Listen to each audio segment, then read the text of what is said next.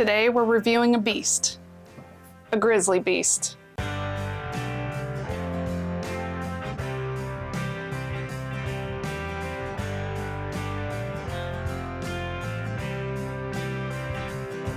Hi friends, I'm Laura, this is Baker Drinks. Today we've just got another review for you. This is Redwood Empire's Grizzly Beast Batch 3. So this is the newest edition of their Grizzly Beast bottled and bond bourbon. This is their own distillate. Each batch has a different mash bill than the previous batch, so it makes it interesting. I'm going to give a quick review of this, and then I will compare it to last year's batch to see if it's better, worse, the same. So I hope you stick around, and I can help you out on that. Good cork pop. Usually means it's gonna be a good bottle. I mean, does it really? I just like to listen to it. Okay, so first thing, Redwood Empire is out of California. There's a lot of California whiskeys out there that are a big name in the whiskey industry. But this Redwood Empire, over the last couple years, has been getting a lot of hype. Their cask strength stuff is phenomenal. They do this Grizzly Beast and Rocket Top rye is their bottle and bond version of the rye. And then they source their Pipe Dream, Lost Monarch, and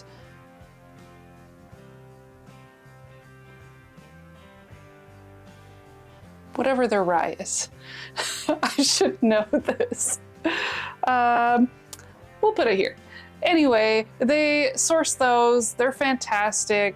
We like to drink them all the time. They're cheap and good, but this is their own distillate, so it's different than those, different flavor. It's bottled and bond, so it's from the same distilling season. It's 100 proof. This one is 5 years old. The mash bill on this is 68% corn, 20% rye, 5% wheat, 5% barley, and 2% triticale, which I believe is a type of wheat as well, but a different type of wheat, not as common of a grain. So this is a 5-grain whiskey, where last year's was 66% corn, 23% rye, 7% wheat, 4% barley. So very different mash bill. We'll see if that translates to a different flavor. So the name Grizzly Beast, other than being an awesome name for whiskey, they plant a tree for every bottle that's sold. And so they get the name Grizzly Beast from blending the names of 2 trees in California. So there's the Grizzly Giant, which is a giant sequoia tree in Yosemite National Park, and it has over 2 billion leaves. Yes, I did say that right, billion. So enormous tree. And then there is the Mattole Beast, 370-foot tall coastal redwood. And that one is in Humboldt Redwood State Park. If you've never been to California to see these giant redwoods and giant trees, it really is impressive and amazing. And I mean, I recommend the trip there, if nothing else. Even if you don't want to drink this whiskey, it is a memory, and it makes great pictures too, if that's your thing.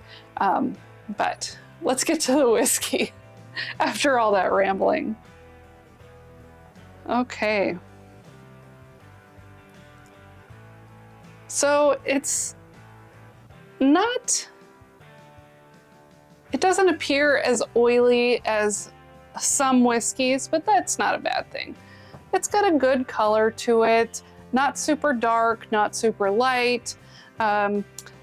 This area of California is not crazy hot. We're talking Northern California, we're not talking Texas heat or anything. It's much cooler, so I would expect it to age slower than in other parts of the country. It's very sweet on the nose. There's fruit like cherries in there. I'm just going in for the palate.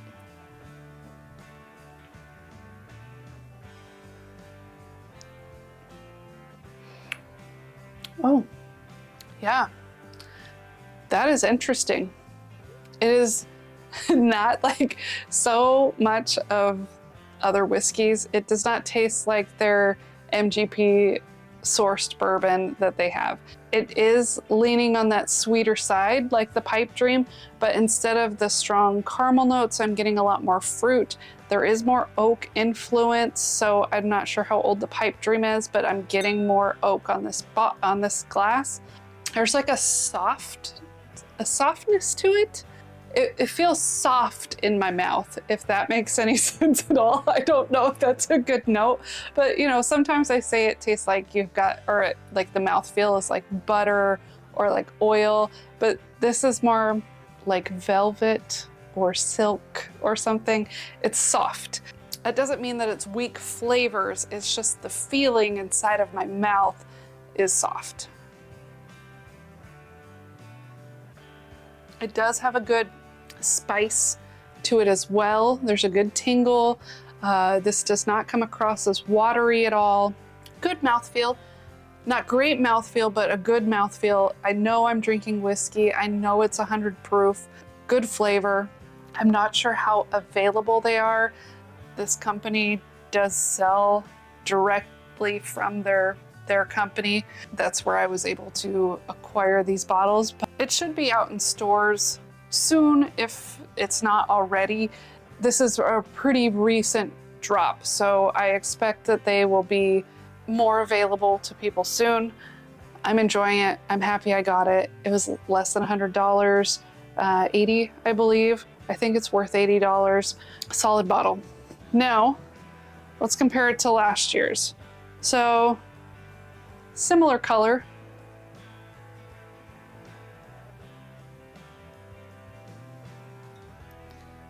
I'm not very good at spinning with my left hand. We'll just go in for a taste. Take a second taste, and then I'll compare it.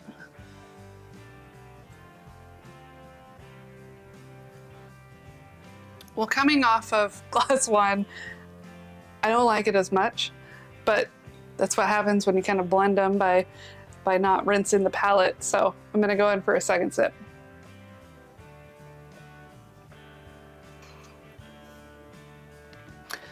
This one, did it have more wheat in it?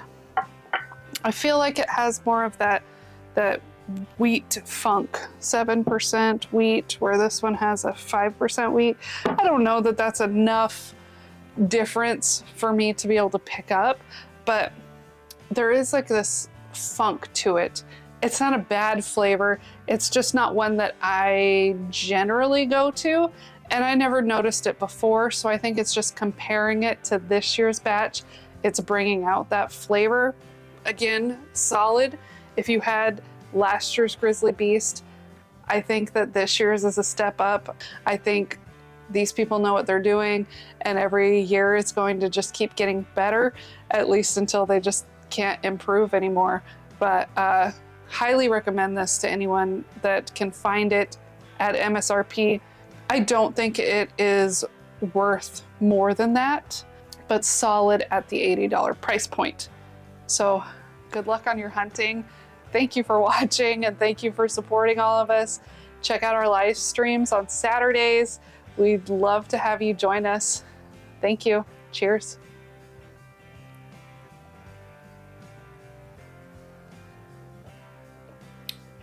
Ooh, that's even better coming from the other one. So good.